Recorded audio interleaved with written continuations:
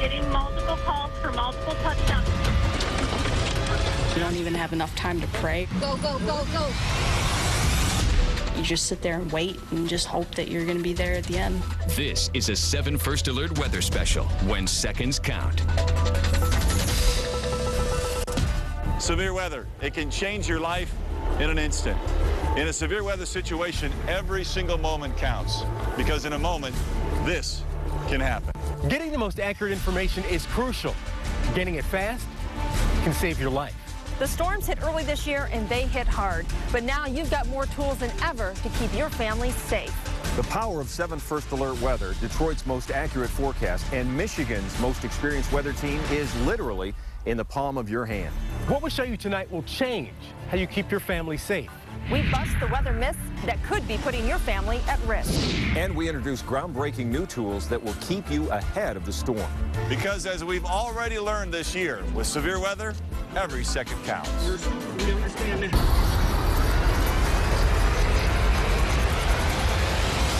It just kept swirling and it just didn't look like it was moving. We always tell you it can happen anytime. Go, go, go, go, go. Anywhere. I'm actually in a car and I'm looking at a tornado right now. Okay. In Dexter, on March 15th, Yes, we're getting multiple calls for multiple touchdowns. it happened.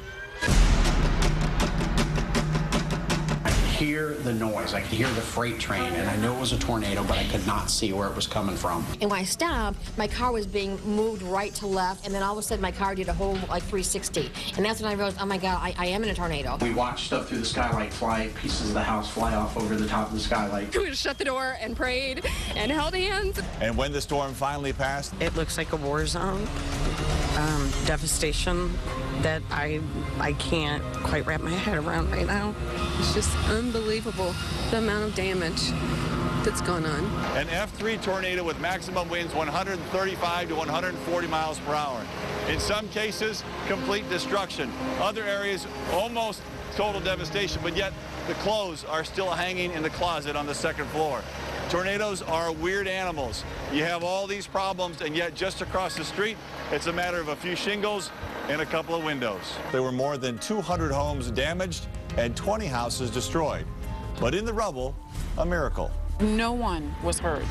I mean, you look around, it's absolutely amazing, but not one person was hurt. Not one death, not even one serious injury. In a storm like this, how is that possible? The people of Dexter made seconds count. The sirens went off 20 minutes before the tornadoes touched down. People heeded those warnings and took cover before the sirens sounded. 7 Action News starts right now. I was watching Channel 7. The 7 First Alert weather team was tracking the storm hours before it even got close to Dexter. Let's get right to 7 First Alert Chief Meteorologist Dave Rexroth in the Weather Center. And what's the latest, Dave? About 1 o'clock or so, we saw this line developing out in the kind of the west central part of lower Michigan. Your weather newscast, and you gave me enough time to know exactly where the storm was, and gave me enough time when the second alarm goes off to get into my safe zone. We have the best tools available, so we could show you exactly what we were in for, and every sign that day pointed toward trouble.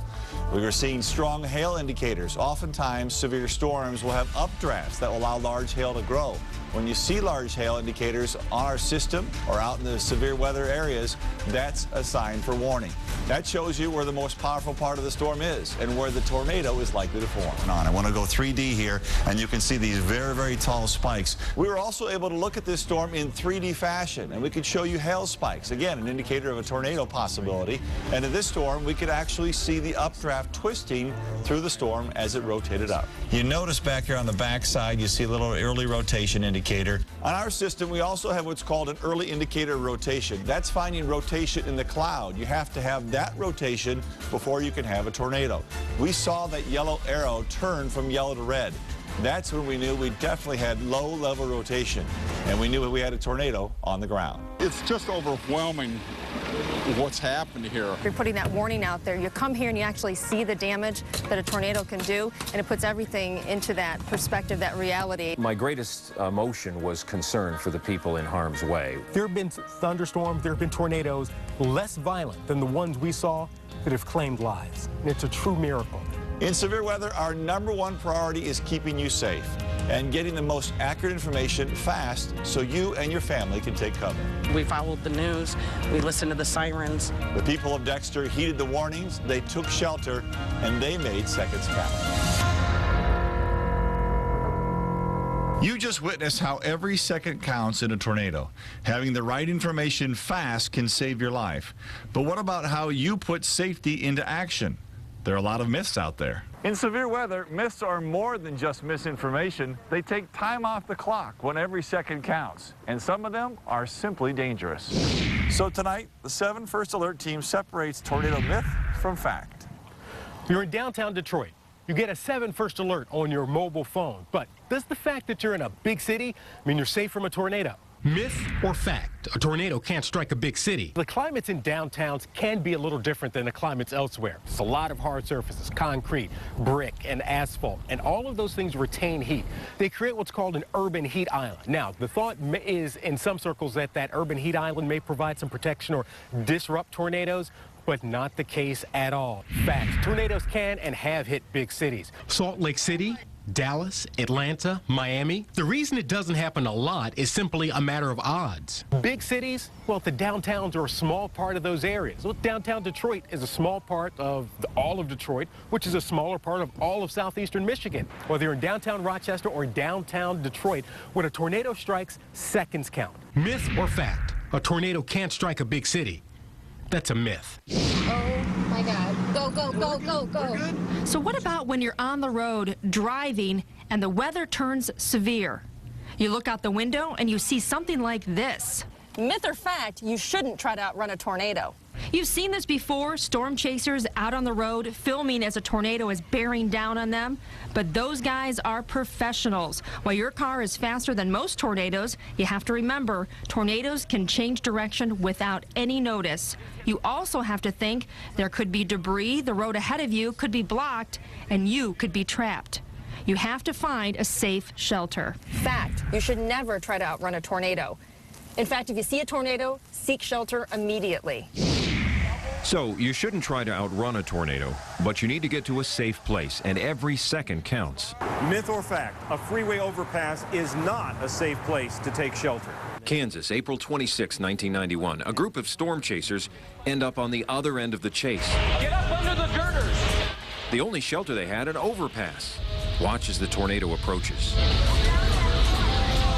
People underneath the girders of this overpass, they're still hanging on. The crew survived, but they were lucky. Still, a freeway overpass is a solid structure. This is made of concrete and steel.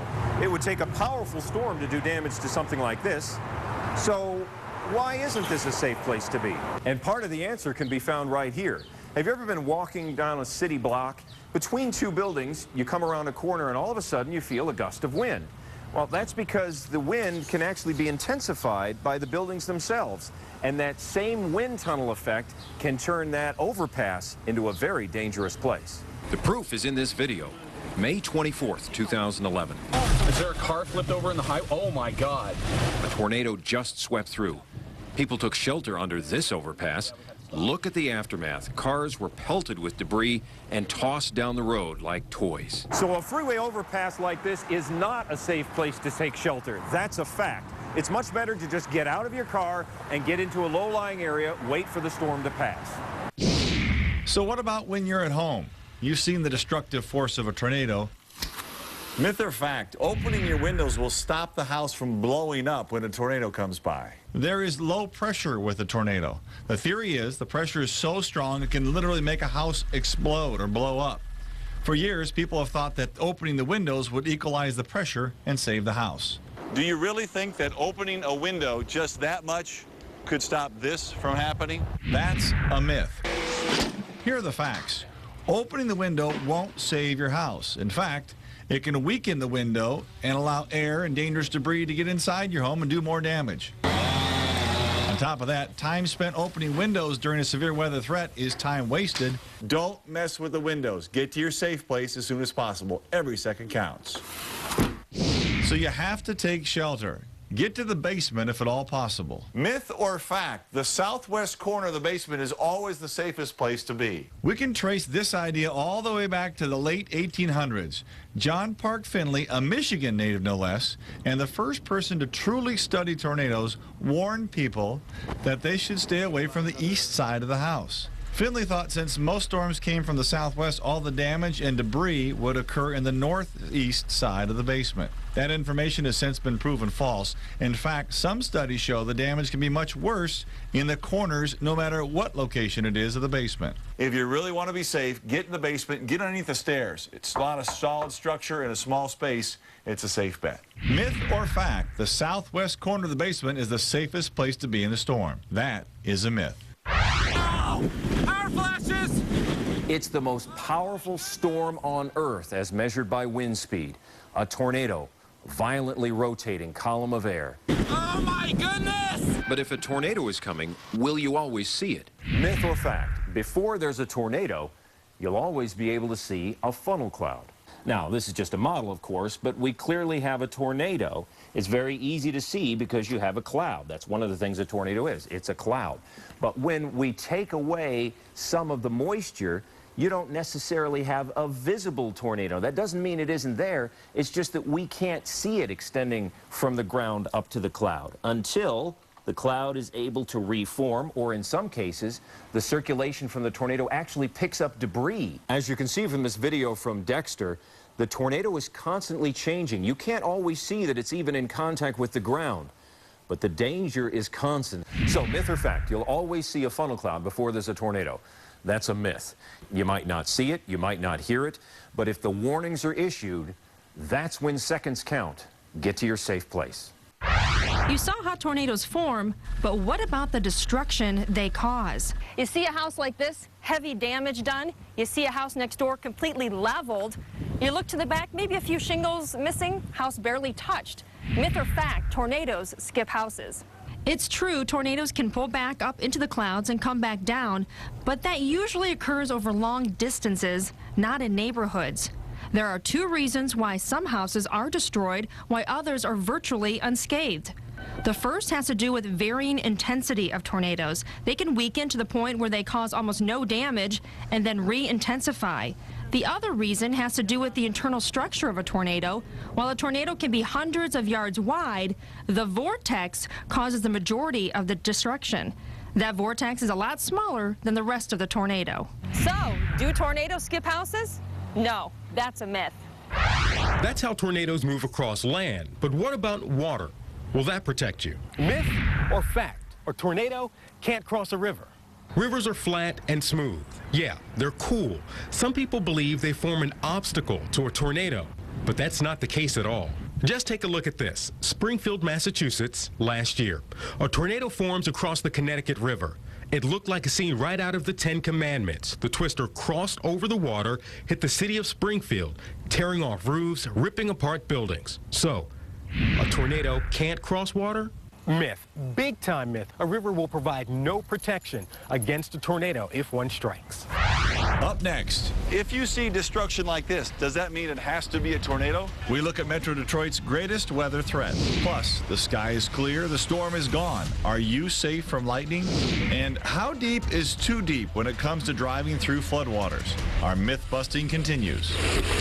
And 7 First Alert Weather has a new way to keep you ahead of the storm. Have a question for the 7 First Alert Weather team? Our meteorologists are chatting live right now on WXYZ.com.